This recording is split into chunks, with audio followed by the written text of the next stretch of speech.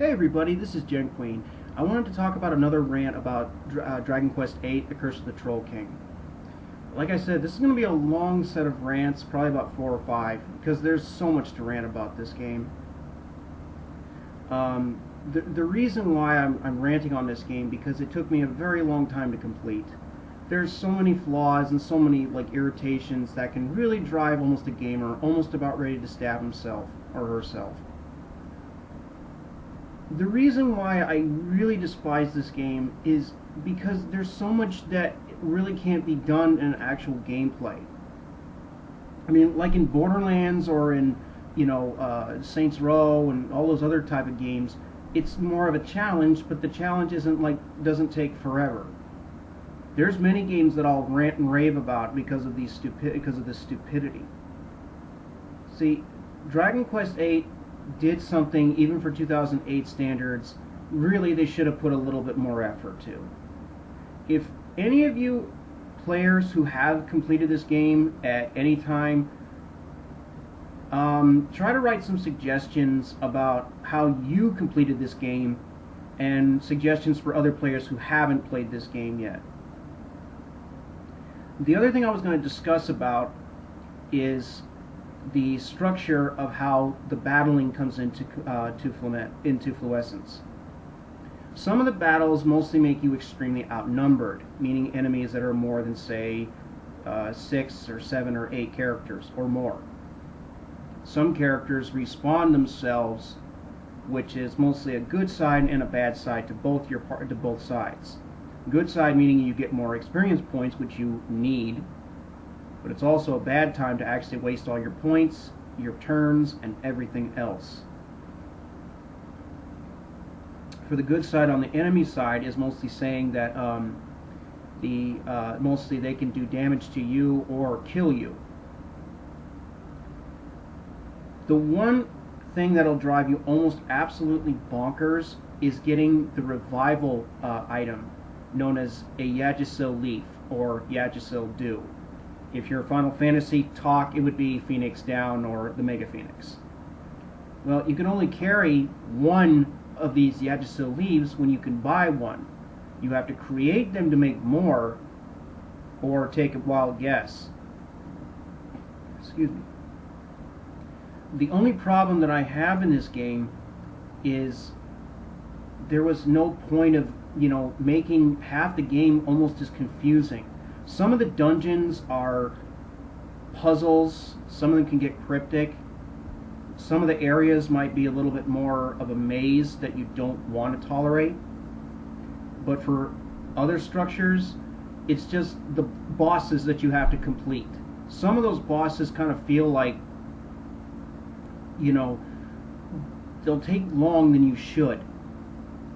The reason why I get mad at these boss battles, because most of the boss battles, further on in the game, start to get longer, harder, and relying on all of your skills more than relying on your basic strength.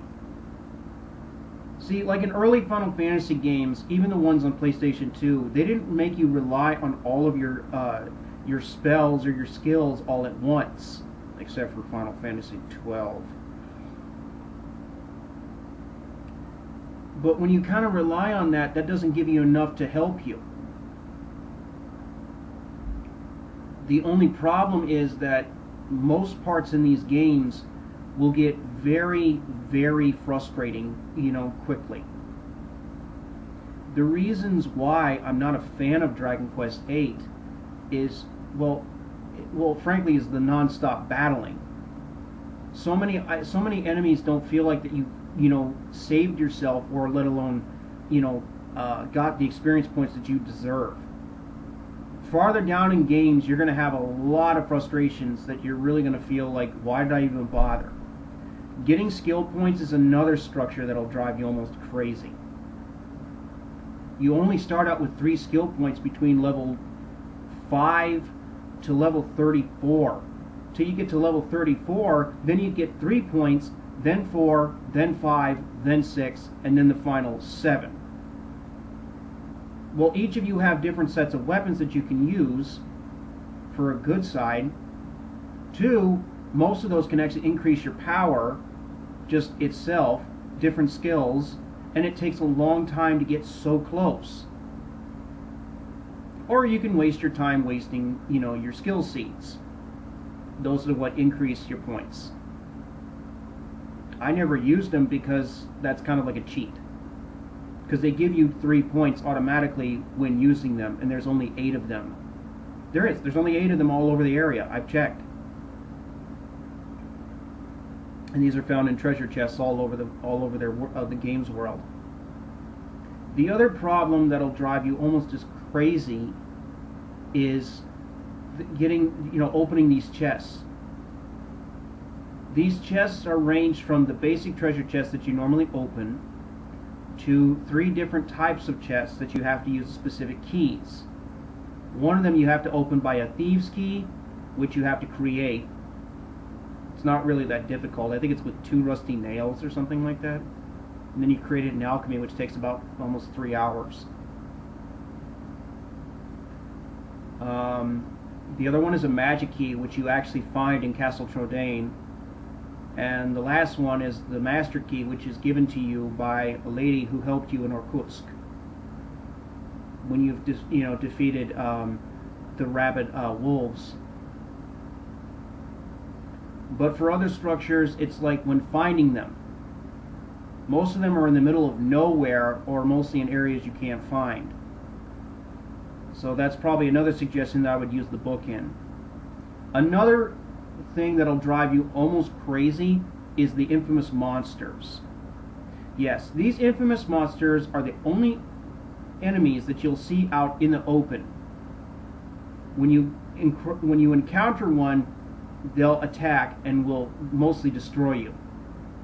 I had to learn that the hard way the first time I played this game. I thought the enemies would be out like in Blue Dragon, like they would be out in the open, and then you can hit one and then fight the enemies that way. No. Technically, the infamous monsters are the only enemies out there in the open. You don't want to mess with them at an early level, or they will kill you instantly. The other structure that'll drive you completely crazy is leveling them up. The problem is they'll also depend on all 4 of your characters' level ranks. When you go down to Mori's Monster Arena before heading up to Pickham region, you'll see why. You can start out with the 3 monsters that you start with, but mostly you can dismiss them and find the ones you want. But the problem is, they'll all depend on your level.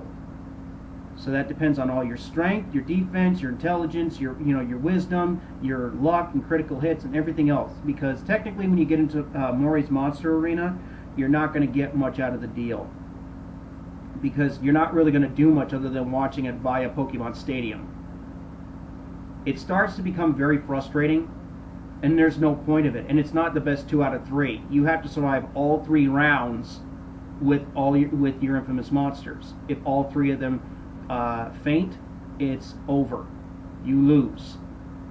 Instead of just playing it like a 2 out of 3, like in every fighting game that you normally play. The only structure that I hate about this game is just, it starts to become boring.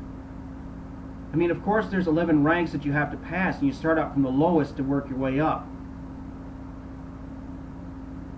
I mean, some of the prizes are worth it, but sometimes it's not worth the hell. I mean, you might get some weapons or some armors that can help you. You can grab a few other items that can, like they can help you out in battles. But it will cost you like a ton of MP to actually use it the first time, but the second time it actually takes half. So the problem is you have to rely mostly on your skills more than your just basic battle structures. That's the only sad part. But in my opinion, it's just a very long, tedious game. Because there's so much that you have to do, and there's so much that'll drive you crazy. Like I said in my previous video about, getting the last weapons and the armors. The last weapons and armors you have to get, by buying out of your own gold is in the Tyrant Gully. The Tyrant Gully is your last village that you can buy your last weapons and armors. The final weapons and armors that you can get to get through the Black Citadel, you have to spend 16.5 million gold. Yeah, because it's 1,650,000 tokens to get all 4 of those items, or all those items for all 4 of your characters. I clocked it and I calculated it, trust me. So this means you have to go all the way down to Pick'em region to get your tokens because they're 10 gold apiece, or you can go down to the Baccarat and spend almost an arm and a leg when they want 1,000 gold pieces for 1 token. Or you can waste your valuable time and try to literally play the games when most of your odds are very weak. The other reasons that I suggest getting, kind of saving and saving, you have to battle like forever, is because that's the only way. That's the only way you're going to survive, this game, is battling till, battling your heart out and staying in like the same areas and just wasting so much time. That's the only way. It may sound fun in a way to some Dragon Quest or Dragon Warrior fans. That's fine, but my suggestion is play Dragon Quest IX. Dragon Quest IX actually figured out all the flaws and the problems as they did in Dragon Quest VIII. The alchemy was a major anchor. That was a major problem. And using all different types of animals to help you out to get from one side of the land to the other side of the land, that really starts to become a frustration. Mostly you walk, because the first part you just walk by yourself with your horse and buggy, then you get a tiger, then you get a bird, then you get a boat, and so on and so forth. What's the point with having all of that just to, walk around in a basic area? I mean, I know in like Final Fantasy, you have a chocobo, and that's fine. But mostly some of those games in Final Fantasy, that chocobo is completely temporary. Don't ask. Because there's some of them that I have played where the chocobo is completely temporary. It can help you out when you need to get help, but after a while, you can't keep it. Which I think in most Final Fantasies where they should have thought of that. For other reasons, it's just gaining so much gold. And even the boss battles isn't even worth the experience points or the gold to feel like that it's a successful battle. I played numerous role-playing games where mostly some of those games, which are very few, probably about 15 of them, where mostly the experience points and the cash amount that you get is worth the battlefield, is worth the boss battle. And I'm not talking a final boss, I'm talking about basic boss battles. The only problem that just starts to become frustrating is just like I said, never-ending battles. You'd have to kill out so many metal slimes, and there's 3 forms. There's the basic metal slime, there's the liquid metal slime, and there's the king slime, the metal king slime. They're almost impossible to kill because your basic weapons and your basic magic will be completely immune. You have to use metal slice skill constantly, and most of them, is the worst part, is you have to they run away.